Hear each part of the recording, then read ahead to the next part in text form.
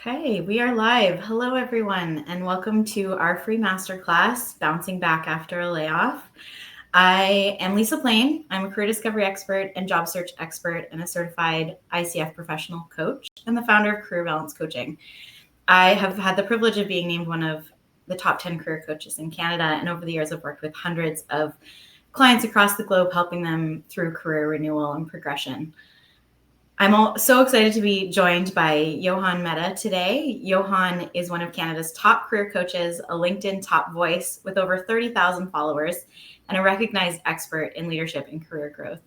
For more than 15 years, he's helped professionals land dream roles, build high-performing teams, and lead change with confidence.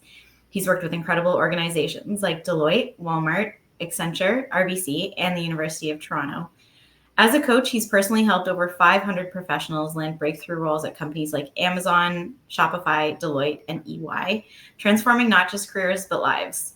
And outside of work, he's a proud dad of 3 who loves giving back to his community through mentorship and leadership. Yauhan is incredibly generous with his time, has a huge heart, and I'm truly honored to be a part of his circle. So please join me in welcoming my co-host today, Yauhan.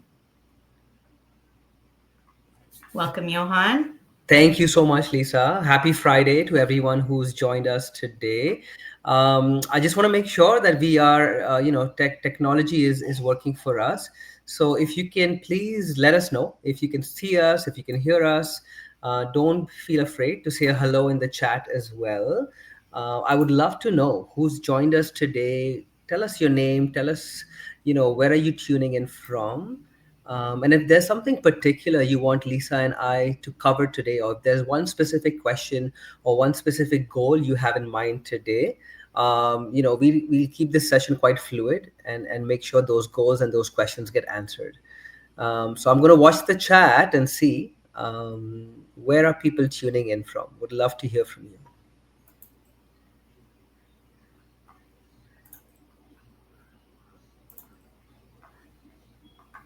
Okay. Yes, feel free to share with us in the chat where you're joining us from. And today we're going to walk through the 5R framework: reset, redefine, refocus, reengage, and re-enter. And we're going to share practical tips with you to move forward after a layoff. We're also going to share real experiences and strategies from both of our perspectives so that you can start taking action immediately. As Yauhan said, if you do have any questions throughout the session, please feel free to write them in the chat. I also have some that people had sent to me ahead of the session. So we will have a section for questions at the end as well. So shall we dive in? Yeah, definitely. I just want to say a few hellos. So I see Monica is joining us today from Montreal. Hello, Monica. Welcome. Sakif, who's a really good friend of mine, joining in from Toronto. Hello, Sakif. Happy Friday. We've got Stacy from Orangeville, Fatima joining from Vaughan, Adrian joining from GTA. Amazing. Thank you all. And as you join us, please, introduce yourself. Would love to know who's tuned in today. Excellent. Okay. Hi, everyone.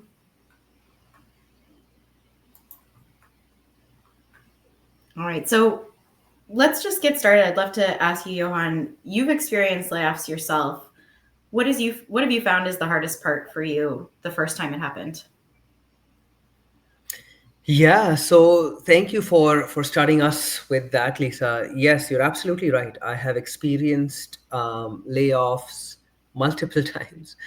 In fact, I went through one just earlier this year, and definitely, any kind of layoff, and doesn't matter if it's your first time or second or fifth, it is an emotional experience, right?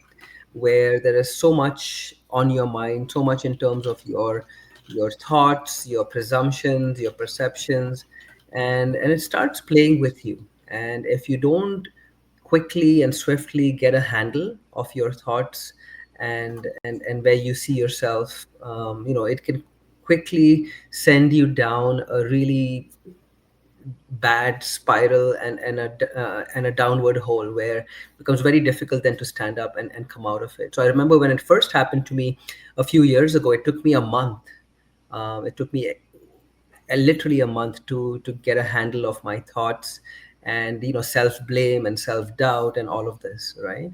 However, in my recent one that happened with Deloitte, because it was something that I experienced before, I was able to navigate those limiting beliefs very quickly and get a handle over that. Let me ask you as well, Lisa, like you've obviously worked with so many people over the years who've gone through layoffs, right? So what do you think is the hardest part right after it happens? Similar to what you've said is, there's a flood of thoughts and ideas and things that you have to deal with after a layoff has happened. It's for a lot of people, it's really disorienting. They're not sure why this happened. It can feel deeply personal too. There's also a loss of structure. So a lot of times you've been in a workforce for a very long time. Maybe you've been working for the last 15 or 20 years. You haven't had a break like this other than to go on vacation. And you can feel, again, that disorientation of what am I going to do with my days? How do I go forward? And the panic often starts to set in as well. So there's emotions, but there's also tactical challenges too. Absolutely, absolutely. I completely agree with this. And one thing I was curious about asking you as well, Lisa, is I've heard about your 5R framework, right? Which is your signature framework specifically focused on people who've gone through a layoff, right? So before we dive into the specifics of that 5R framework, Lisa, why did you decide to create this 5R framework in the first place? Yeah, well, I noticed that there was a bit of a gap in the market in the sense that when you get job search support following a layoff, it dives right into the job search. And it's normal. A lot of people think this is what I need to do next. But there were a couple of steps before that people really need to focus on in order to have a successful process of transition. Obviously, not everybody, if you're in survival mode and you need to jump into your next job, I completely understand really diving into that. But if you can do these other steps at the same time, it can really help you because, a layoff can feel a lot like rejection. And then you get into a job search and you're facing rejection over and over again. It's just the nature of a job search. Everybody is going to face rejection at some point. And so if you're already coming from a baseline where your mindset is feeling negative or not stable, then it can be so much harder because a job search really is a marathon, right? It's not something that you're going to do quickly. It's not a sprint. And you need to have the correct mindset in order to go through it and not experience job search burnout. So the 5R framework covers that. The first two being reset and redefine. So in the reset phase, you're processing. Maybe you have been experiencing burnout in your career in the last little while. So making sure that you're overcoming that. And then the redefine is getting clear on what it is that you really want as opposed to just panic applying to jobs. Hmm. So can we double click on those two, right? The first two within the 5R framework. So the first one is reset, and then the second one is redefine. So can you walk us through, and maybe if you have an example or a story to share, what does reset look like, and what does redefine after that look like? Yeah, so I'm going to share quickly the framework here for everybody to see, just to give an overview. So this is the 5 R's here. We've got reset, redefine, refocus, reengage, and re-enter. And so reset really looks like taking time to take care of yourself as a human. I think that a lot of times we forget that we are humans outside of work and that we have these full lives outside of work. Processing what's happened so that you have a good foundation to start your transition, both physical, emotional, your mental health, really coming back to you. And so if you can take that time to really get to know yourself again, and this may look like meditation. So one of the pieces of my program is meditation, and being able to control our thoughts and the way that we show up on a day-to-day basis is so important. So if that's not something that you've done in the past, adding that into your routine can be really helpful. Creating a general wellness plan, I find, works really well for people.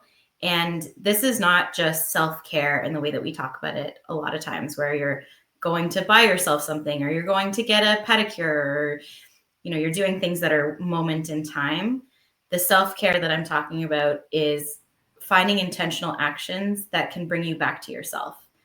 I like to use an example of this. I have a client who often, gets in his own head, and he'll use video games. And video games are a tool, right? They're something for entertainment. They definitely have a place.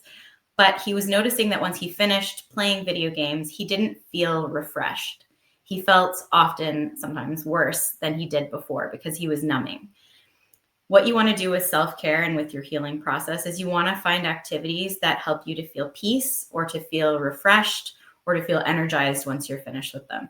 So once we talked about that, he discovered that riding his bike was something that he feels that way. So he made a point of including that as part of his day. When it comes to the redefine part, we're really talking about, again, what makes you tick.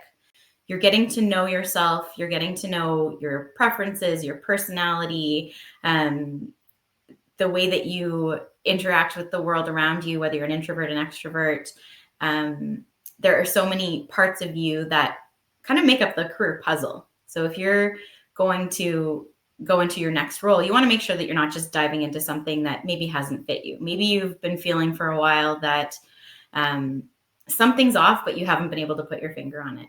And so by doing this redefine process and really getting back into what is it that makes me tick and that's going to make me feel fulfilled, you have the opportunity to choose something different and be intentional about your choice. The other thing that I see a lot in the redefine phase is people will tell me that they just fell into a job, or they took a job because it was there for them and it kind of landed in their lap. And that's totally normal. We all do that, right? It makes sense. But if there is something that might fit you better, why not find it? And so what that looks like for people, an example would be,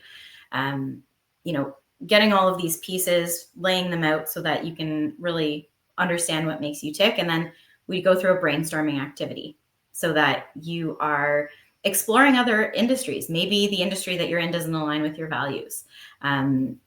We explore role options that are maybe similar to the ones that you had before, but maybe they're totally different. There are so many options out there. So you want to make sure that you're really exploring. Yeah, this is amazing because a lot of people, as soon as they get laid off, right, they go through such an emotional experience for themselves, which as humans is perfectly natural. But then the next immediate step that they take, like you rightly pointed out, is okay, how do I brush up my resume? Or how do I brush up my LinkedIn profile and begin mass applying to jobs, right? And hoping something sticks, because either I don't have severance and I'm on EI and EI is not enough, right? Or I got a severance package, but that's ending in like the next 3 months. And I know for a fact that in today's job market, getting something in 3 months is not is not very feasible, right? Right. So it's very important for us to process it this way. Now, I'm the kind of guy who likes to be practical with things, right? So you mentioned reset and you mentioned redefine. Now with redefine, which to me it's more about career clarity, right? So being very, very clear on where is it that you want to take your career next. So can you suggest, Lisa, like any small, simple, practical exercise that people can do to get clarity? Absolutely. This is a really easy one that I use with a lot of my clients. You take a piece of paper, you just grab a regular piece of paper, draw a line right down the center and a line across the top. In the one column, you're going to write best, and on the other column, you're going to write worst. And you're going to think back to the jobs that you've had up to this point in your life. Think back to all of the good and the bad. You're not going to classify the jobs necessarily as best or worst, but you're going to think about the situations where you thrived or the situations where you found it challenging. So maybe where you thrived was somewhere that had great team atmosphere, it had a hybrid work environment. On the other side, the worst, maybe it was you had a boss that was micromanaging, the task that you were doing was very mindless. You didn't find that it felt meaningful for you. And you're going to just go through until you've done all of your jobs, and you're going to start noticing some themes. The cool thing about themes, I like to call them breadcrumbs, because when you've had a career that's 10, 15, 20 years long, you have a lot of breadcrumbs. And until you bring them to the surface, they just kind of sit there waiting to be found. But once you do bring them to the surface, particularly if you focus on the tasks. So thinking back to the things that you really enjoyed in your previous jobs, I really enjoyed collaborating with other teams. I really enjoyed looking at things from a high level.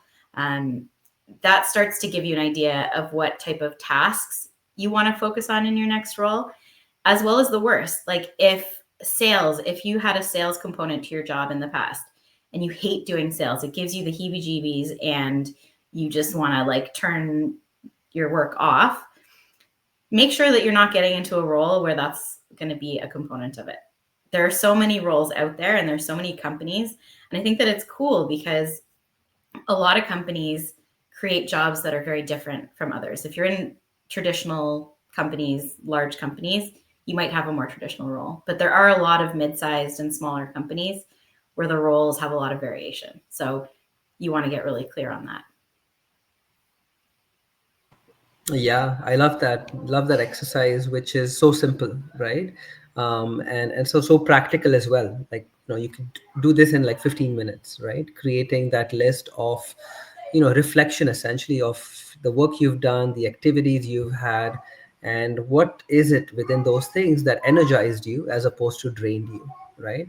And then you want to double click a little bit on that. Like, why is it that it energized you?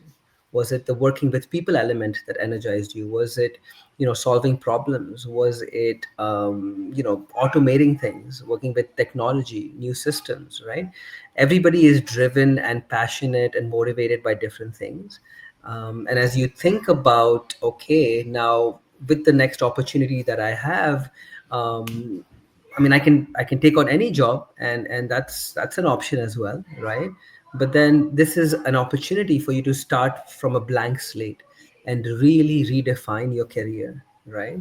And make sure you go with something that's not just a job, but that's a career which will be meaningful, which will be fulfilling, and working for a place in which you're not just surviving, you're thriving, right? Absolutely. You love waking up Monday morning and working on what you're working on, and work doesn't really seem like work, right? That's ultimately what you should be striving for, correct? Absolutely. Yeah. Yeah. And the blank slate can feel kind of scary sometimes. It can feel like, being overwhelmed with options. Where do I go? And so by doing some of these activities, you're able to start narrowing it down. When you went about redefining what you wanted in your career after a layoff, how did you go about that? So I'll be very honest, right? Layoff has happened to me 3 times. The first time was a few years ago, actually, more than 10 years ago. And that this was with my stint at Walmart, right? And this is the first time it happened to me. And it hit me really, really hard because this was a company where I had invested everything. I was doing above and beyond, giving them everything. And in just a 1.5 year stint, I knew 80% of the people in the office over there, and the office had like close to 2,000 people, Wow. right? So this is how vested I was in the company, in my work, in relationships. So when it happened, it hit really, really hard. And and at that time I didn't know any better, right? And I just a month, and I had severance, which which was obviously good, but a month I was just lost, confused, sad, angry, all of those emotions, right? And I didn't really know how to process them. And then right after that, next month, I just started saying, okay, what's my next job going to be? Because I have bills to pay, right? Mm-hmm. So that was my first time going through it, and my recent one going through it, which was just recently with Deloitte back in May, so 4 months ago. Obviously, a lot has changed in the last 9 years, where I actually guide people on this myself. So this time I said, you know what? First and foremost, I'm not going to shed tears for a month. So I quickly got a good handle about myself. Of course, a day or two, I was really, really upset. but I decided to take it more positively. I decided to express gratitude about, my stint at Deloitte and the projects I worked on, the people I worked with. And then I took some time to think about, okay, what really is it that I want to do next? In my case, I decided I didn't want to go back to consulting. I didn't want to go back to corporate, and I want to focus on something that I'm good at and I'm passionate about, and that will hopefully, pay the bills as well. So Yeah. that's the mindset shift that happened to me from my first layoff as opposed to the most recent one. So I want to just touch on something you said too, because you said that in your job at Walmart, you knew everybody in the office, right? You had built a community of people in your job, and you're using those skills today. That's something that you're very good at and known for is your community building, and it I'm sure helps you as a career coach too. Do you feel like you used those skills in the next jobs that you had in between the Walmart and now? Not so much. No, it was just one job. It was just Deloitte after Walmart, because I spent like 9 years there. But no, it was a different job at Deloitte, and I didn't really need to do that. And it was work from home. I was part of a small team. But let's say if my role was focused on client work or, projects and external work, yes, I would definitely recommend that in your first few months it's not so much about the work you deliver, it's about the relationships, right? Yeah. Because I've been in roles in the past where as a consultant I would come in and say, you know what, these things are broken, let's fix it, right? And that didn't land too well because you're consulting with people who've been there 5 years, 10 years, 20 years, right? And you have no relationship with them, right? So what Yeah. I've learned, and this is, advice for people who maybe got a new job recently or are starting off with something, right? Relationships trump everything else, right? If a person, including your boss, your coworkers, if they like you, if they trust you, if they respect you, then after that, whatever you do, whatever you deliver lands so much more better as opposed to doing it the other way around and trying to prove a point or trying to prove yourself, right? The fact that they've hired you means they obviously trust you and they know you can deliver, so that's not something you need to prove to them. But the way you deliver and the way you talk to people, I think that holds a much more importance. Absolutely. So And we're going to talk a little bit more about the relationship building part of a job search too after you've been laid off, and how that comes into play. Um, I also just want to ask, so what do you think the difference is in your mindset from your first layoff to now? yeah, so with my first layoff, because I didn't have someone to talk to, I didn't have a coach, I didn't have an accountability person. All I had were my family and friends, right? And basically what they told me is like, just buckle up, get up, and get going, right? But that's not what I wanted to hear, right? I wanted someone who had been there before. I wanted someone to really talk to me, listen to me, help me process my emotions, right? Whether that's family, friends, therapist, coach, right? What have you. So I think that was a big missing piece for me. But this time around, actually Lisa is the first person I contacted after my layoff happened. And I said, you know what, Lisa, things about layoff and how to deal with that better than anybody else I know. So help me process through this, right? And we had a couple of calls which were really, really eye opening for me to realize that, you know what, going back is not my only option into the corporate world. There's so much more out there, right? Yeah. And so that was very, and I'm very grateful for that as well. Yeah, I'm so grateful to be connected with you too. Yeah, you've made an incredible transition this time, but that was really all the work that you've done in the past too. Um, it's very cool to see. Thank you. Thank you. Now let's move back into the 5 hour framework. So we spoke about reset, which is more about the mindset. Then we spoke about redefine, which is more about the clarity piece and knowing exactly, or to a certain extent, you don't have to have everything figured out, but knowing exactly where is it that you want to take your career next in terms of role, level, company, industry, compensation, work environment. Right? That's all part of the redefine phase. Then after that, we move on to the next R, the third R, which is refocus, right? So when someone's been laid off, updating their resume, cover letter, LinkedIn profile, like all of that, Lisa, can be very, very overwhelming, right? So, where do you recommend we start with the refocus phase? Yeah, so the first place to start with this is really understanding your career story. So the exercise that I suggested for the redefine can actually help here too, because you're trying to look for those themes and breadcrumbs of the things that you've done in the past. The good news is at the point when you're at the refocus, you know what your target roles are. So you know what you're looking for, you know where you're headed. And I often suggest using the job descriptions as sort of like cheat sheets. So find a bunch of job descriptions that you're interested in, throw them into ChatGPT or some other AI system that you like, have them distill down what are the commonalities between these jobs, and then work your story around that. You want to make sure that the story is relevant. So it's great if you can tell a story. For example, so I was in accounting prior to becoming a coach.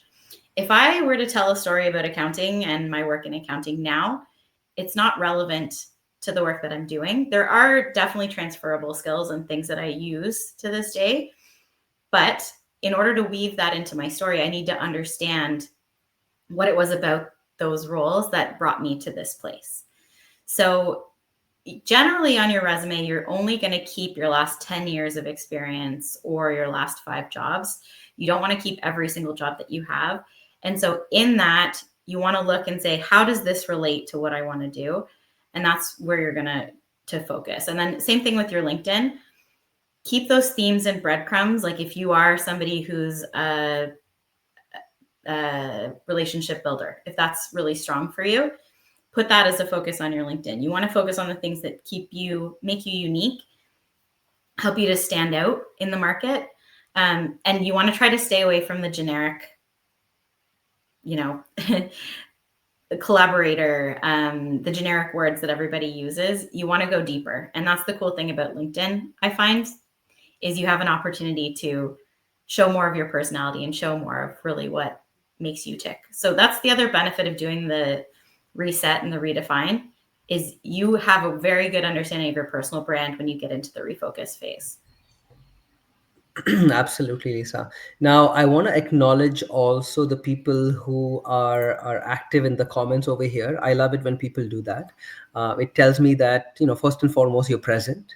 You're listening to us. You're hopefully gaining some good ideas and insights. So I want to call out a few folks here, right? So Fatima, thank you so much. Fatima says, so important to have practices and habits to lean on during the process of rediscovering what's next. Absolutely.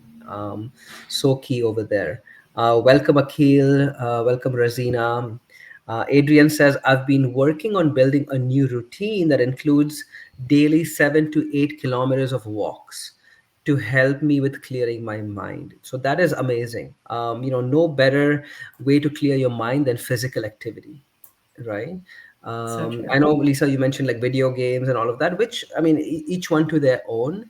But I have, in the 3 layoffs I have personally gone through, I have by far found things like meditation and physical activity and taking care of my health and my nutrition and my body, by far to give me that relaxation and that peace of mind, right? Yeah.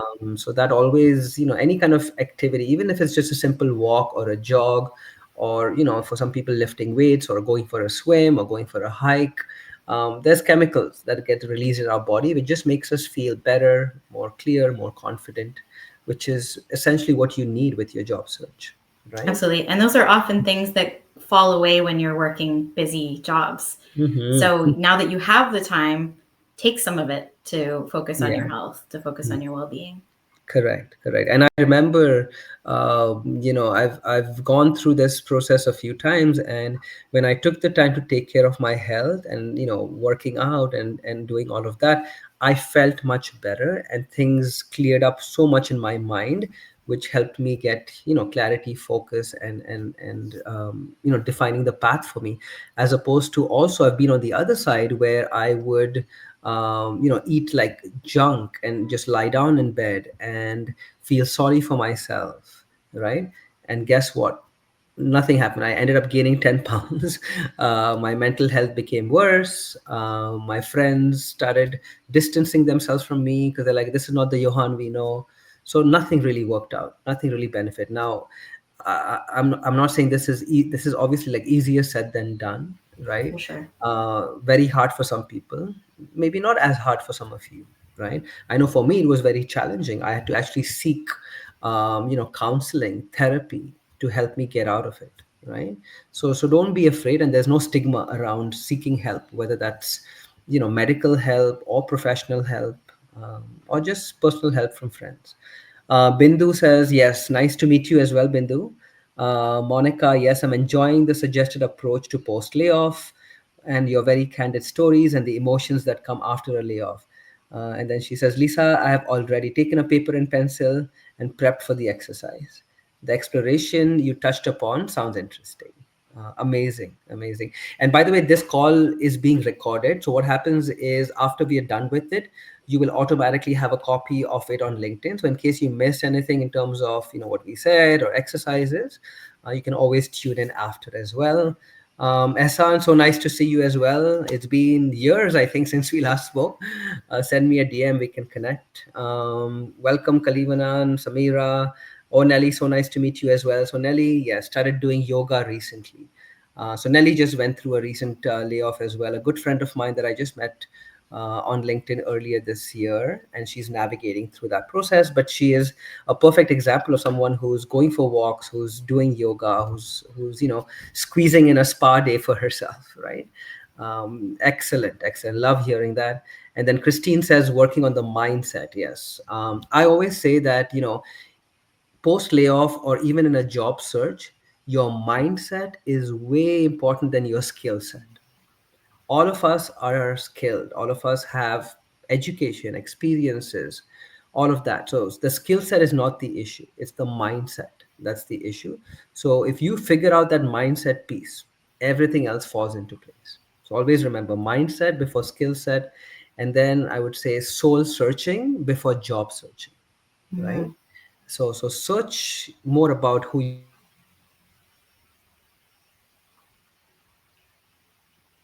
like Lisa said, we don't get that time for soul searching when we are busy working, right? So now is the perfect time for you to soul search before you dust off that resume and start applying for jobs.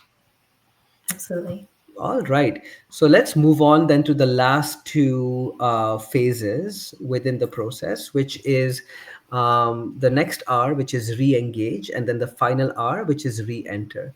So with the re-engage, when I think of re-engage, I think of, okay, now that my mindset is good, I have clarity over what I want. I have dusted off my resume, my LinkedIn is good to go. Now it's time to really get, it's when the rubber hits the road and really to get going on the action pieces, right? So as part of this, I'm presuming, Lisa, that networking and connections and relationships become fundamental with your job search, right? And networking is one of those biggest fears that a lot of job seekers have, irrespective of your background or your personality or whether you're introverted, extroverted, right? Everybody has that hesitation or fear of reaching out, especially to strangers, asking them for opportunities, right? So how do you coach people to re-engage, to network without making it feel awkward or forced for themselves? Yeah. Well, the pretty much most of my clients come to me and say networking is something that I'm really not good at. I'm not interested in doing it.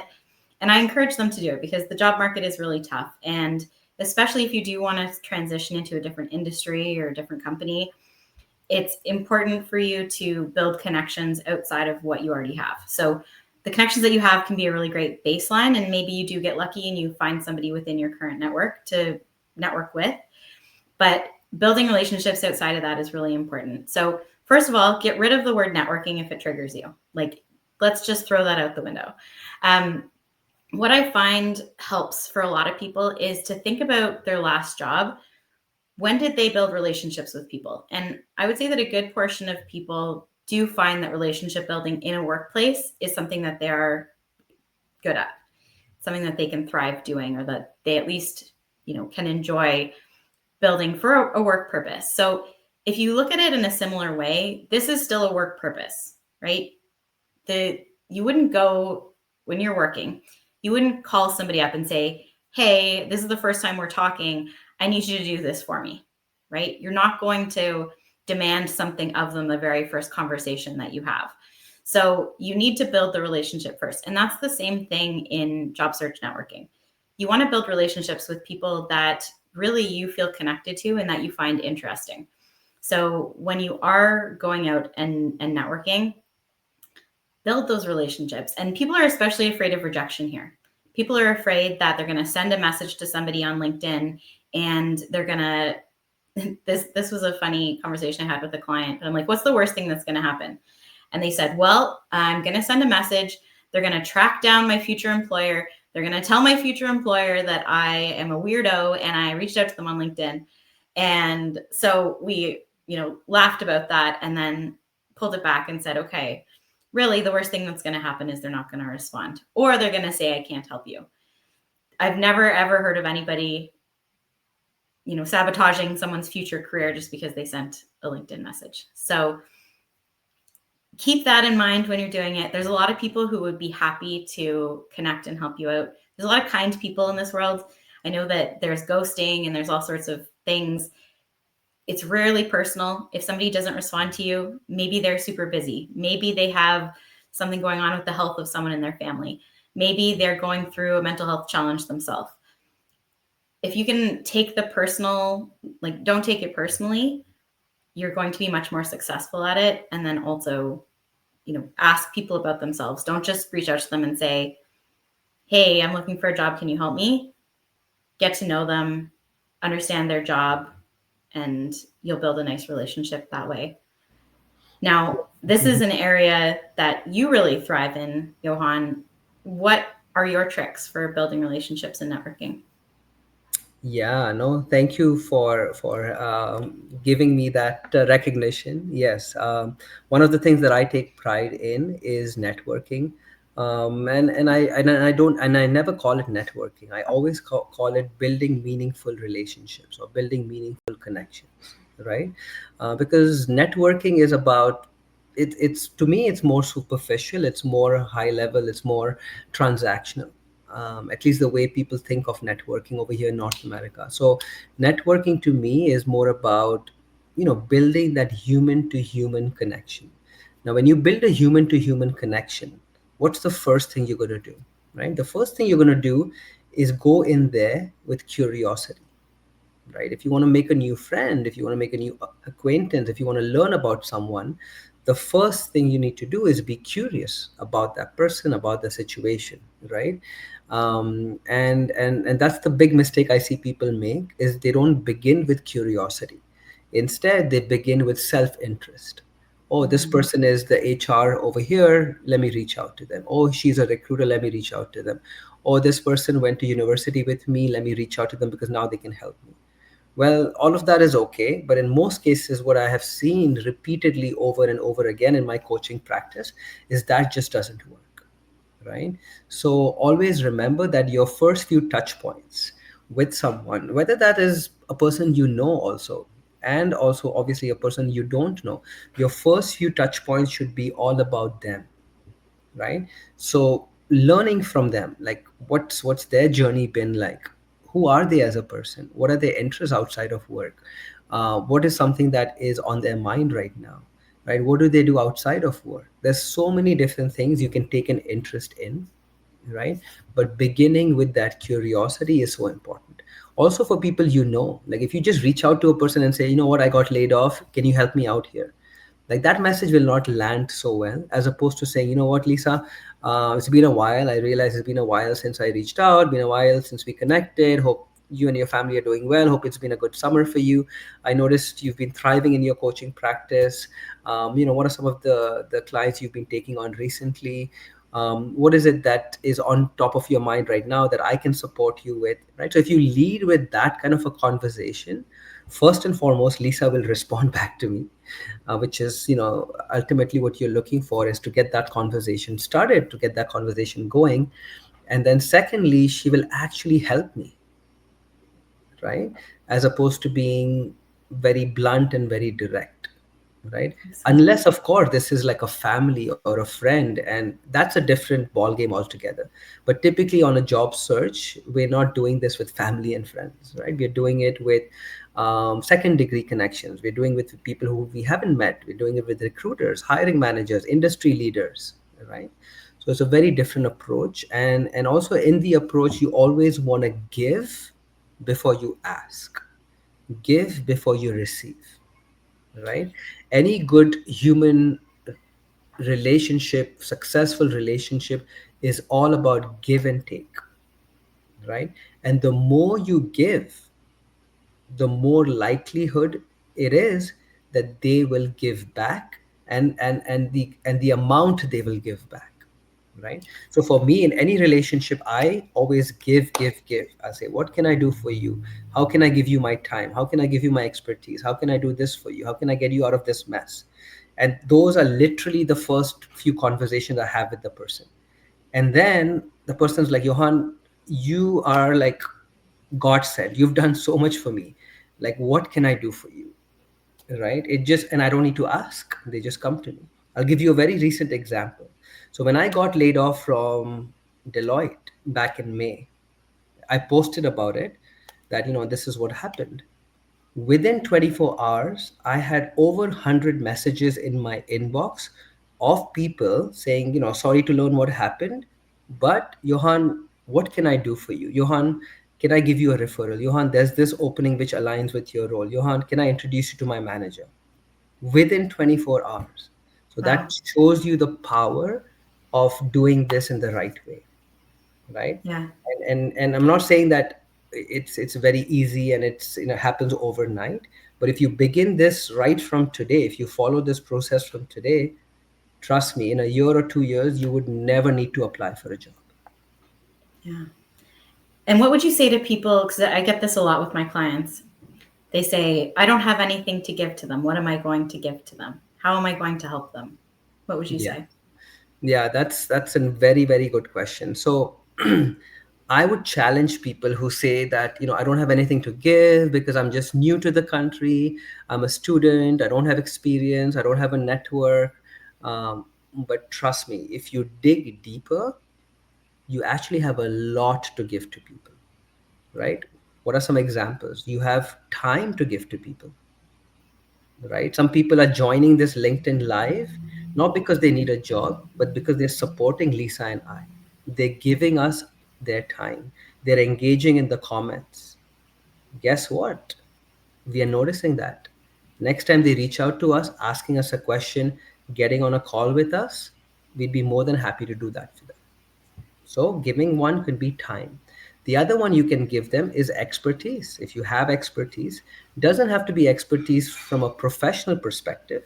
There could be expertise in other domains. Like, Lisa is looking to host an event. Let me research some venues for her and help her host that event, right? Oh, Lisa is going on vacation in December. And she said she's going here. Let me see what I can plan out something for her and her family, right? Or Lisa is saying that she needs to, buy a new car. Okay, let me see if I have anyone in my network who can give her some guidance on that. So if you think creatively, you actually can give a lot, right? It's just we are lazy to think. And we're like, oh, you know what? I'm just a student. Oh, I'm just an immigrant. I don't know much about Canada. I don't know much about this. No, you're a human being who's lived in this life for many years. You have developed a lot of things over those years in terms of skills, education, expertise, relationships. You can offer that, any of those things, to the person. Absolutely. And approaching it with curiosity. What I take from that is when you go into the conversation, just go in with an open mind and say, how can I support you? What challenges are you facing in your personal life, or what's your focus right now? And how can I support you with that? Yes, absolutely, absolutely. All right. So we will focus now on the last hour, Lisa, if that's okay. And then I would love to, go back into the chats, and also I would love for people to ask us questions. So you have both of us on the call today. And this is a perfect opportunity for you to ask us anything, or even if you don't want to ask us, share your emotions, share your feelings, share your journey. Because guess what, there's at least one other person I can guarantee you on this call today who's going through those emotions, who's going through those self-limiting beliefs, who's going through that negative spiral of thinking, right? So share, and people will remember you if you share. But if you just stay back and keep things to yourself, I mean, that's perfectly fine as well, but that's not how people remember you. All right. So please encourage you to participate and share. All right. So let's move on then to the last R, Lisa, over here as part of your signature 5R framework, which is re-enter. So once you've re-engaged, you've kind of gotten over that hurdle and that fear of networking. Now it's time for you to re-engage. So finally re-entering the job market, and this is where it gets really real for you, right? So what do people need to consider when they're faced with, interviews and closing those interviews and getting an offer? Yeah. So the thing that some people struggle with after a layoff is just taking the first job that falls into their lap. They don't feel like they have the opportunity to evaluate the company back. I think it's really important to make sure that through the process you are interviewing the company to make sure that this is a place that you want to land. If you are somebody who is loyal to a company, which I would say that most people are, you want to find somewhere where you're going to thrive. And taking the next job, if you end up getting into something that can further hit your confidence after a layoff, and you end up leaving shortly after, or get laid off again shortly after because of a misfit or because it wasn't a fit, that can be really challenging on your self-esteem. So you want to make sure that the next role that you're getting into is going to be a very good place where you can thrive and build that confidence back up. So make sure you want to work there, feel excited about it. Also review market rates for the roles that you're going after. Things have changed a lot over the last few years, and just because you think you know something about a particular role and the amount of money that you should be getting, do your research. There are so many great tools out there these days for you to research salary expectations. Additionally, if you are networking, this is a conversation that you can have with people. Network with people who are in the roles you want. Ask them about the ranges of their companies so that when you do go into that salary negotiation conversation, you feel confident sharing what the market rate is. And then also, because you've done all this work previously to really understand your worth, understand why you're a fit for a company, understand what jobs you want and your values, it's so easy for you to share why you deserve higher than the market rate as well. Because just because you've been through a layoff doesn't mean that you should go back, right? If you are in a survival situation, by all means, find something in the meantime that can help you pay the bills. But ultimately, if progression is important in your career, don't let this hold you back. Absolutely, absolutely. All right, so this is amazing. So we've captured all of the 5 R's, and hopefully, all of you took some good notes. Or if you didn't, that's okay. You can listen to the re-recording as well. So just to recap what we covered, right? So the 5R framework, which is you begin with reset, which is all about resetting your mind and getting that mindset in a proper space before proceeding. Then moving on to redefine, which is really redefining what this next phase of your career, of your life looks like, followed by refocusing. And this is, taking then control of your resume, your LinkedIn, your documents. Re-engaging is how you approach, what's your job search strategy. Is it going to be purely applications, which neither Lisa or I recommend, but rather, building those meaningful connections, strategically reaching out to people who are decision makers and who can have an influence in you at least getting those interviews, right? And then, of course, preparing for those interviews, hopefully cracking them, getting the offer, and then re-entering the market and picking hopefully an opportunity that is aligned with your skills, your interests, your values, and working in a place where you will be loved, you will be respected, and where you will thrive, as opposed to just a job where you'll survive, right? So is that a good capture of the That was 5? perfect. Yeah, Okay. you nailed it. Okay, so now we've got still about 8 to 10 minutes to go, and one thing I wanted to ask you, Lisa, is within this 5R framework, right, which gives a lot of clarity for people to move forward now with their job search. where do you find people get stuck the most?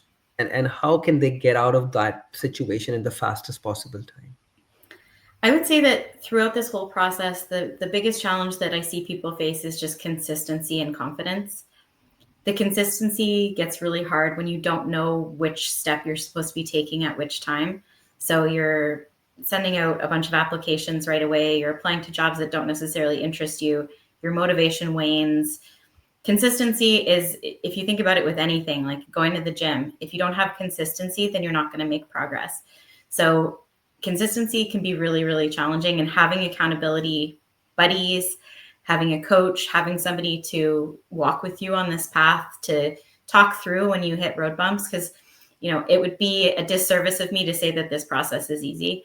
Anybody who's undertaking a job search after a layoff is going to hit so many challenges, and everybody knows that the market that we're in right now is challenging. And if you focus on things like that, because I have a lot of people say to me too, everybody's saying how terrible the market is. What's the point of even applying? What should I be doing instead? But there are still jobs. There's still jobs on the job boards. There are still people getting jobs. There's the hidden job market that people are often utilizing through networking. So if you can continue to be consistent and continue to work through all of the steps and the activities, then you're going to be making good progress, and you're going to find the job that you need and the job that you want. So, but being aware of burnout too. Burnout happens a lot more quickly after a layoff, or it can be more intense after a layoff. So you really need to be aware of that as you're going through each of these steps, and kind of come back to the reset. The reset isn't just you do it for 2 weeks and then it's over. You have to continue with it throughout the whole process. Absolutely. All right. So I see a lot of comments coming in from people saying, you know what, this is really resonating with them, and the 5R framework gives them, not just clarity, but also direction on how to proceed, right? And I am a process person. So for me, there are certain steps in certain sequence that you need to follow, right? Because a lot of times people do the right things, but they do it in the wrong sequence. So they'll start off with their resume, or they'll start off with reaching out to people. And I'm like, but you haven't even fixed your LinkedIn. So what's the perception you're giving people when you reach out to them? Right? Exactly. It still says you're working at your old company. It still says, your skills are what you had before, as opposed to the direction you want to go in. Right? So there's a reason why Lisa has the 5R framework, and there's a reason why you go through those R's one by one in that exact sequence. Okay. All right. So we will, wrap it off over here with a couple of things. So the first thing I want to wrap it off with is, for those of you, for those who are listening over here, Lisa, if they want more information, more guidance about, the 5R, and going more in depth into that, with specific action steps they need to take within each R, and if you have any suggestions for activities and all of that, you obviously have an amazing program developed around this. And I would say it's hands down, the best program for anyone going through a layoff. And the reason why it's the best, according to me, is because not only does it have structure, but it actually gives people results in the fastest possible time, right?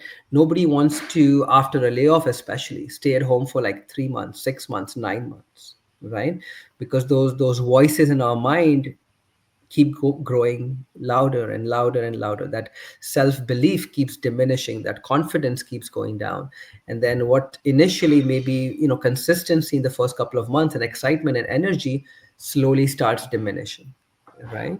So now if people really want to get your help, get your support, be a part of this amazing program you've got, what should the next steps be for them?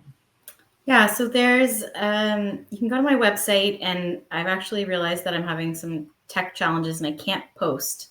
I can't comment on this. So, Yauhan, I don't know if you might be able to include the link there in the chat for me. Sure, I can do That that. would be great. Thank you. Yeah, so you can find out more on my website. There is a full brochure of the program on the website that you can download.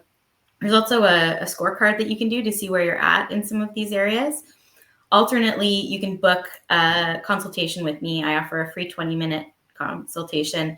If you have any additional questions from this chat today, or from this masterclass, and you'd like to discuss it, feel free to book a time through that as well. And we can work through some of the challenges that you have. We can also talk about the program if you have any questions about that. I also do have a 7-day reset checklist that I would recommend for anybody who's been laid off recently. It just kind of walks you through the first things that you should do before you get into some of the other reset activities. This is kind of like your first 7 days. Where do I need to put my focus? So you can check that out as well.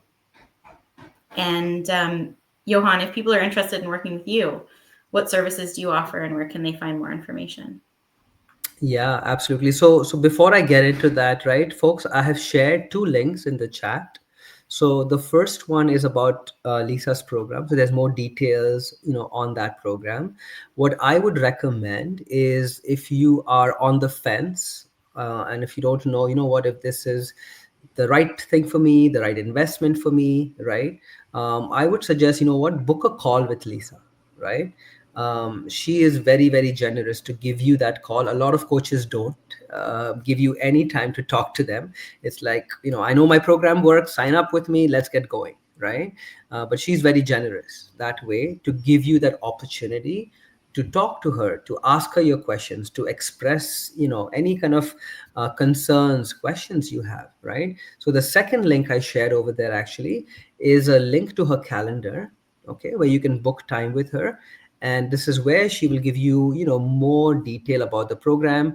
And if she genuinely feels that this is a good fit for you, right, and if this is going to help you and it's going to be worth your money, your time, your investment, she would recommend it for you, right? She's not one of those people who will just say, what, I want 50 people signing up. No. In fact, if she thinks you're not the right fit, she will let you know, and she'll probably recommend you to some other place, right? So have that conversation. It doesn't hurt to talk to her, right? In terms of working with me, it's funny because I mean, I would love to work with all of you, but right now I'm actually at max capacity for this month of October. But I have a program that is going to be launching in November with another career coach colleague of mine. I'm going to be posting about that on Monday. It's a program where you get a chance to work with me, but it's on a lower financial commitment, which, a lot of people said, Johan, love to work with you, but it's just too expensive. So this is now a program with a lower ticket. It's a group program. It's not one-on-one, right? So it's a group program with somebody else I'm partnering with. So stay tuned. And the way you can stay tuned is going to my LinkedIn profile, click on the bell icon on my profile, and then any updates I post about programs, activities, all of that can be, you'd be the first one to find out. Incredible. Excellent. Okay. Mhm. So I know we have a couple of questions. Yauhan, do you have some time to answer a Yeah, few of these? absolutely. Let's go with that. So, all right. Is there one particular one, Lisa, you want to take on? Yeah, so I had some from people from before the session, but I wanted to just address the ones that are on here. There was one from Nellie. Mm-hmm. I was confident about the strategy I have regarding posting about my most recent experience, being vulnerable. Some people made me think I'm walking on thin ice and it's a risky strategy. Nellie, could you tell us a little bit more about the vulnerability in the post? Yeah, and as Nelly is sharing that, I mean, I, like I said, I know Nelly. We are LinkedIn colleagues, but I've gotten to know her over time. So essentially, what she's saying is, she didn't have the best experience with the recent layoff. In fact, most of us don't, right? It usually ends abruptly. In a 10-minute conversation with your manager in HR is typically how a layoff comes down, right? So my advice to you, Nelly, is, irrespective of the experience you had at your previous employer, never ever badmouth them, right? Because this is a platform where people are paying very close attention to what you're sharing, right? So they may not look at it, but somebody else that they know may look at it and then inform them, right? So always, and especially the first few days and weeks, your emotions can take control over you, and you start feeling really angry or really remorseful, right? And this is where you have to almost hold yourself back and focus on, positivity, focus on gratitude, focus on what's next for you as opposed to what's already happened in the past, because the past cannot be changed, right? And thinking about the past typically makes us depressed, right? So instead, focus on the future. Think about, okay, what is it that I want to do next? Okay, who are the people I should connect with? Okay, how do I, what 3 steps can I take to achieve, either talking to these few people or applying to these few positions or preparing for these interviews that I have coming up, right? And I would say if you want to post on LinkedIn, this is now the perfect opportunity for you to post about your expertise, right? So Nelly, in your case, you're a customer success expert. Like, you've done this with Deloitte, you've done this with your previous employer. So you are the subject matter expert when it comes to customer success. And people want to hear from folks like you. So share about what you know about the field, best practices, industry, what's happening in the industry, the trends, right? And this is the kind of stuff that will resonate with people as opposed to posting things that are controversial. So that would be my 2 cents on that. Yeah, and there's a similar sort of follow-up question from Luz, who asked, what would be the approach to post about what you're looking for, that you are looking for a new role when you've been laid off a few months ago? You took some time to reflect and reset and also enjoy spring and summer. Yeah, so there is no right or wrong answer over here, right? So you can post a day after you get laid off, or you can wait for 6 months after you get laid off, right? What depends is not so much the timing of the post, what depends is the content of that post, right? And the post should not be about, oh, this is what happened, I'm looking for my next opportunity, let me know if you know of someone, right? That's standard. And I don't like standard stuff. I like to stand out in whatever I do in life. I like to stand out. You need to make an impression, you need to make yourself memorable, right? So how can you make your post memorable? Well, many things you can do. Instead of just the generic stuff, post about what have you done in the past couple of months, right? Like, from a professional perspective, if you've upskilled yourself, certifications you've taken, or from a personal perspective, what have you done over the summer? Travel, reading books, volunteering, what have you, right? So that obviously will make your post more memorable and stand out. Now, in addition to that, you can also maybe decide to do a video post, right? As opposed to text, you can add some images, you can put it in a carousel format. So again, this is what helps it make memorable. In addition to this, you can also say what are the top 3 things that you bring to the table and the value you have to offer that probably nobody else in your profession has to offer or has had that experience. Again, it will make you stand out. So whenever you post, think very carefully about not getting like likes and loves and impressions. Think about, okay, how is this going to add value? And am I sharing something that is so unique, so different, so memorable that people will leave what they're doing and really read my post and engage with it. So I that would would also, yeah, I totally agree with everything you've said. And I would also add, think about your audience. So if the decision makers who are going to be hiring you were to come to your LinkedIn profile and read your post, what is it that you want them to know about you? What is it that you want them to think about after reading your post? And so something that can be helpful is to think about what challenges they might be facing. Think about the industry that you want to work in. Let's say it's healthcare and the person who would be your boss is going to be a director. What are some of the challenges that they might face? And based on your past experiences, how have you solved problems like that? Talk about your experiences in that way. And then at the end of the post, so it doesn't have to be all about being laid off or looking for work. You can post about your experiences. And then at the end of the post, say, if this sounds interesting to you, I'm open to work at the moment. Let's set up a conversation. absolutely, absolutely. All right, maybe we'll take another one or two before we wrap up over here. So, any other questions, Lisa, in the chat? Yeah, we have quite a few here. We have one from Nakul. Says, how do we position ourselves with time, as for someone like myself, it has almost been a year that I've been looking for work. How do I reframe my journey for every X amount of time lost until we find an opportunity? Yeah, so amazing question. And I have, and I'm sure Lisa, you do as well, people who re-enter the workforce for either on choice, or without a choice, after 6 months and sometimes even after 6 years. And I recently had someone enter in after 10 years because she had three back-to-back kids, right? So that's all perfectly okay as well. So it's not so much about thinking what my limitation is, what my gap is, because that's thinking in the past. And I suggest, don't think about the past. Think about, okay, now that's fine, I have a year gap, 6 months, 6 years gap, but I can't change that, right? So what's the point of thinking about that? Now think about, okay, what can I do to position myself in the best possible way for the future, while also addressing that 1 year gap that I have.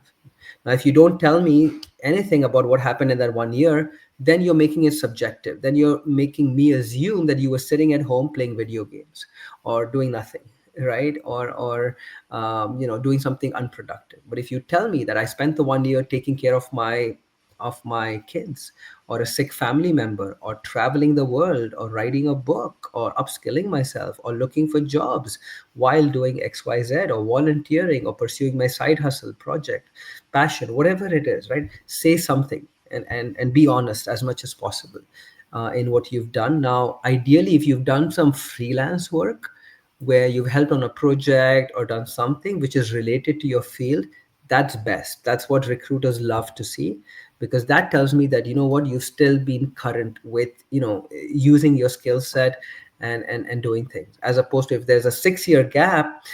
I don't know, if the systems and the tools and everything you used 6 years ago are still relevant in today's digital AI world, right? So put yourself, the easy answer to this is put yourself in the recruiter's shoes.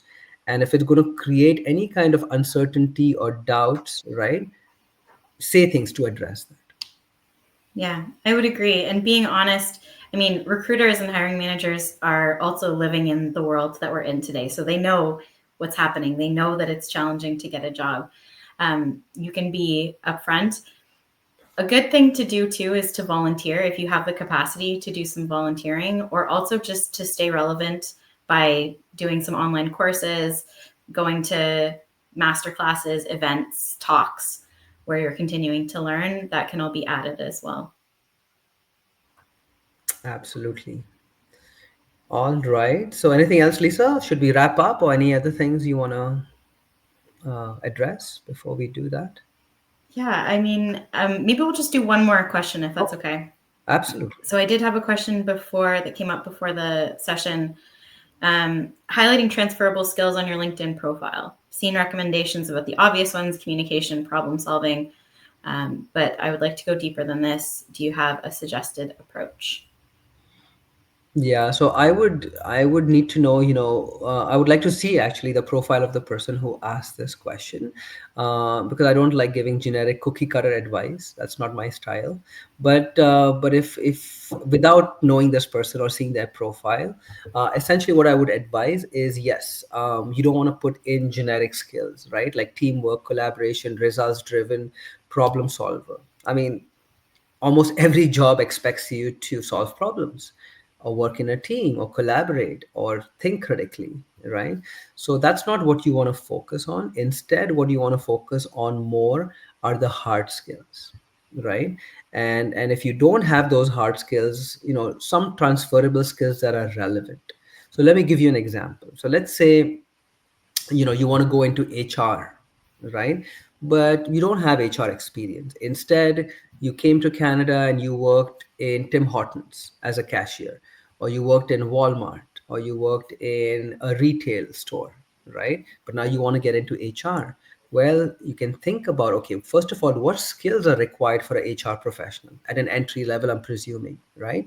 So communications, relationship building, training, onboarding, interviewing, right? So those are the HR specific skills. Now, what you have to think about, okay, what did I do in my retail job or in my customer service job that somewhat relate to this, right? So this is where you can think about, okay, I onboarded some people, so that's a transferable skill. Well, I provided customer service, customer experience, which again is a transferable skill. Well, I helped in resolving some conflicts, which again ties into employee relations within HR. Well, I delivered some training, I helped some coworkers, so that's training and development within HR. So there are, there's this approach that you can use. So identify your target role, identify the skills required for that target role, and then think about what have you done or what have you been doing that is most related, and then focus on those most related skills, right? So let's say you worked in retail and you did sales as well. Now sales may not be a direct relationship, have a direct transferable skill to HR. Maybe in the HR role that you're thinking about, there is no sales component, right? But then there are things you do within sales, which is listening, building relationship, influencing, negotiations, which are all transferable skills for an HR professional. So that's kind of how I would suggest. Absolutely. And you can use ChatGPT or other AI systems for this. It's really good to help you brainstorm. Say, this is the role that I'm going for. This is the role that I've had in the past. How can I pull out some transferable skills? And it might just help you remember things that you might have forgotten or not thought of. All right. Well, thank you, everyone. And I just want to mention that Yauhan is actually one of the experts who will do master classes within my program as well. I have a great team of experts who are going to come in and run some master classes, do Q&As. So if the program is interesting to you and you'd like to continue to connect with Yauhan through that, you can find out more on my website too about the other experts that I have. And yes, please feel free to connect with us on LinkedIn. Thank you so much for your time today. Thank you for joining us. If you do have any additional questions, feel free to reach out to either of us or to set up a free consultation at the link as well. And Yauhan, I have one last request for you. If you could just put in the chat the link to the first 7 days checklist, that would be amazing. Yes, yes. So I will do that. And just, yeah, I will just go through the document and see. Oh, yes, I find it now. Yeah. So Lisa has put together a 7 days reset checklist, which is perfect for those who've recently gone through layoff or even gone through a layoff a couple of months ago, earlier this year, last year, even, right? No judgment whatsoever. I will put that list in the chat right now. So please uh, go through this. So that's the checklist. Thank you so much. Okay, thank you again for your time, everyone, and for you, Yauhan, for your insights and everything. And I hope that everybody has a great day. Awesome. Thank you, Lisa, so much as well for having me as your first guest in your first LinkedIn Live. Truly honored. And yeah, wish everybody a lovely, lovely Thursday. Sorry, Friday. It's a beautiful day outside. And have an awesome, awesome weekend, all of you. Take care. We'll see each other on LinkedIn. All right. Bye.